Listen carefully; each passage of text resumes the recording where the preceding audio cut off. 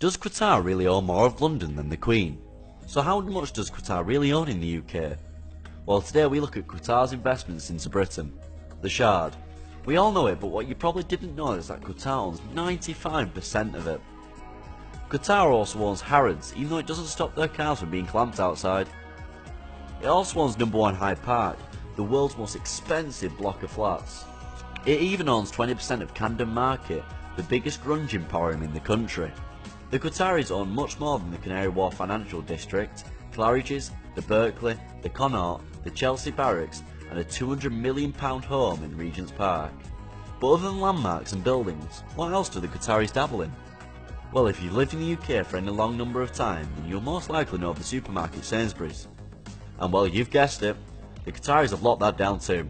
It's built up a shareholding through a series of transactions in 2007 before launching a takeover bid worth £10.6 billion. There are probably a few people watching this that have a Barclays bank account.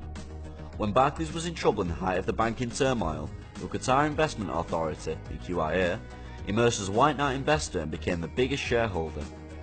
In March 2017, Qatar announced a £5 billion investment in Britain. Prime Minister Theresa May held the Joint Economic Trade Committee with the Gulf state as Britain prepares for Brexit.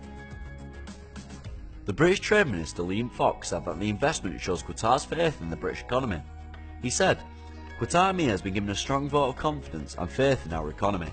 Qatar is the world's biggest exporter of liquefied natural gas. The Gulf state currently has $50 billion worth of investments in Britain and delivers 90% of Britain's imports of liquefied natural gas. Qatar sees Britain's exit from the European Union as an opportunity to boost supplies of liquefied natural gas to the world's 5th largest economy, and is open to investing in British energy assets. Qatar's Finance Minister, Ali Sharif Al-Mahdi, said that he was confident that the UK would have a good future outside the EU. He told BBC that the UK is Qatar's largest investment and destination of Qatari investors. "We have more than £35 billion of investments already in the UK. We're announcing an additional £5 billion worth of investment in the next 3 to 5 years. Britain started to receive LNG from Qatar in 2008 via ships at the dock of the South Hook in Kent, one of Europe's largest LNG terminals, which is owned by Qatar. UK's relationship with Qatar goes well beyond economics. The Emir of Qatar, Sheikh Tamim Al Thani, was first educated at Sherborne and Harrow, taking his A levels in the UK before going to Sandhurst. Sandhurst is a Royal British Military Academy where generations of foreign royals learn to be military leaders.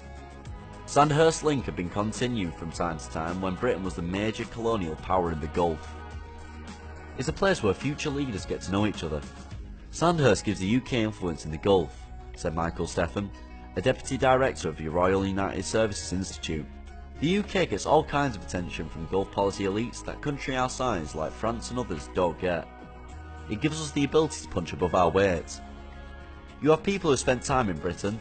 They have connections to their mates, their teachers, familiarity in politics. It's very beneficial in the Gulf context. British policy in the Gulf is primarily mercantile, says Dr. Christian Coates of the Baker Institute in Houston, Texas. Concerns over human rights or reform are secondary. So, there you have it. Yes, looks like Qatar doesn't only own more of London than the Queen, but has deep political and economic interests that go far beyond the pomp and glory.